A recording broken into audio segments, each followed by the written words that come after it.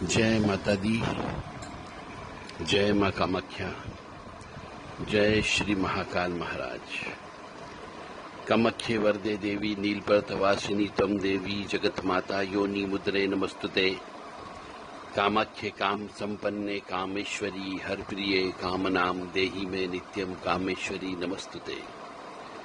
ओम मृत्युंजय महादेव त्राहि मां शरणागतम जन्म मृत्यु जरा व्याधि पीड़ितम कर्म बंधन। देव राधा ट्रस्ट सत्यवाणी चैनल से आप ज्योतिष रहस्य के ज्ञान को सुन रहे हैं। ज्योतिष में व्यक्ति के संपूर्ण कर्मों का लेखा जोखा निकाला जा सकता है। उसके जन्म से लेकर के मृत्यु तक की तारीख भी निकाली जा सकती है। इसी रहस्य की कड़ी में आज हम आपको कुछ ज्योतिष का रहस्यमय ज्ञान प्रदान करेंगे। जैसा कि ज्योतिष के जानकारों को मालूम होता है कि लग्न चार्ट में कुल 12 घर होते हैं। उस 12 घर में जो 10वें नंबर का जो घर होता है उसमें जो ग्रह बैठता है बहुत तेजी से फल देता है। अच्छे भी देता है, बुरे भी देता है। जब कोई ग्रह 8वें भाव में बुरे फल देने लग जाए, अब अष्टम भाव को हम ससुराल का भाव बोलते हैं। अष्टम भाव को शमशान भी बोला जाता है। तो यदि कोई भी ग्रह जो पापी ग्रह नहीं है वह यदि अष्टम में बैठ जाता है तो वो बुरे फल देने लगता है। तो 10वें में भी बुरे फल प्राप्त होंगे। और यदि कोई ग्रह यानी पापी ग्रह जैसे सूर्य, राहु, शनि, यदि ये अष्टम भाव में अच्छे फल देते हैं तो 10वें नंबर पे जो भी ग्रह बैठा हो वह भी अच्छे फल देता है। इसी प्रकार से यदि दूसरे घर में यानी कि जो धन का भाव होता है उसमें कोई शुभ ग्रह बैठा है तो 10वें घर के अंदर जो भी ग्रह बैठता है वह भी अच्छा फल देता है। यह ज्योतिष का एक सूत्र है जो हर ज्योतिषी को ज्ञान होना चाहिए। यदि दूसरे में शुभ फल मिलते हैं और 8वें में यदि अशुभ फल मिलते हैं तो इन दोनों की वजह से 10वें भाव में मिश्रित फल प्राप्त होते हैं। यानी बुरे भी मिलेंगे, अच्छे भी मिलेंगे। पहले शुभ फल प्राप्त होंगे और बाद में अशुभ फल प्राप्त होते हैं। अब 10वें भाव का जो फल होता है वो तृतीय भाव, पंचम भाव और नवम भाव पर निर्भर करता है।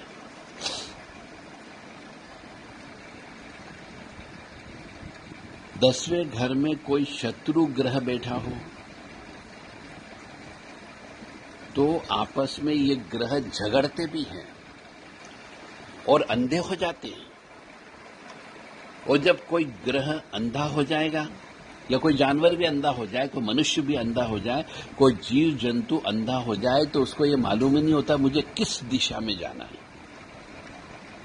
ठीक इसी तरह मनुष्य में यदि 10वें घर के अंदर बैठे हुए ग्रह आपस में झगड़ करके अंधे हो जाए तो उनका फल भी अनिश्चित हो जाता है। यानी फल मिलेगा या नहीं मिलेगा पता नहीं, सही डायरेक्शन में जाएंगे या नहीं जाएंगे, निश्चित अनिश्चित होता है। फिर उस 10वें घर का फल चंद्रमा पर निर्भर करता है। अगर चंद्रमा शुभ है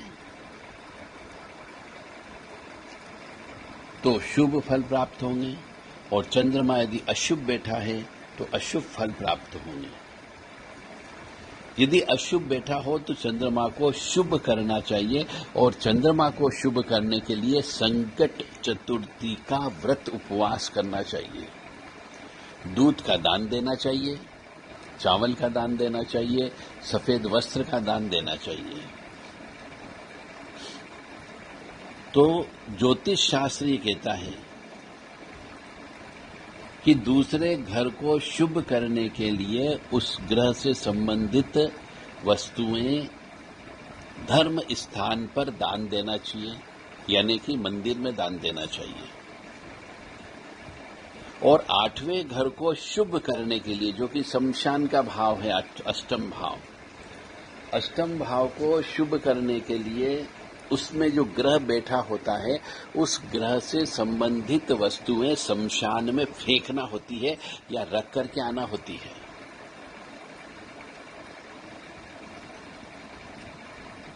इसके लिए 8वें घर के लिए शमशान में फेंकना हो, और 10वां घर यदि खाली हो किसी वजह से तो चौथे ग्रह के कोई फल नहीं देते हैं।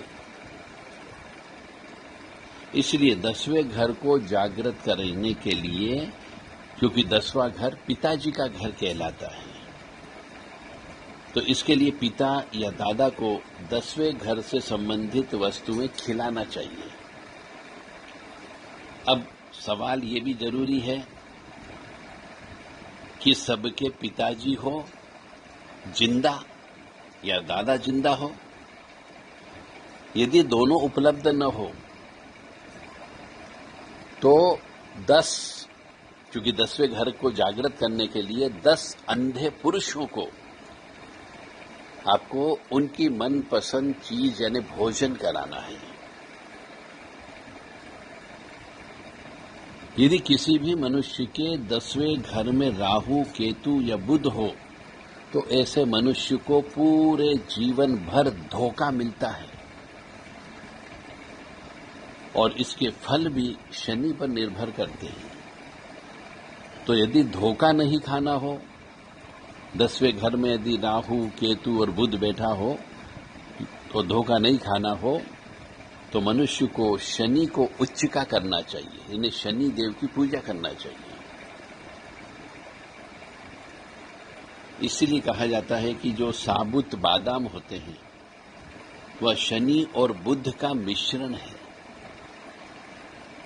और नारियल जो है गरीब व्यक्ति को दान देना चाहिए, और साबुत बादाम को शमशान में फेंकना चाहिए, जिससे राहु बड़ा प्रसन्न होता है।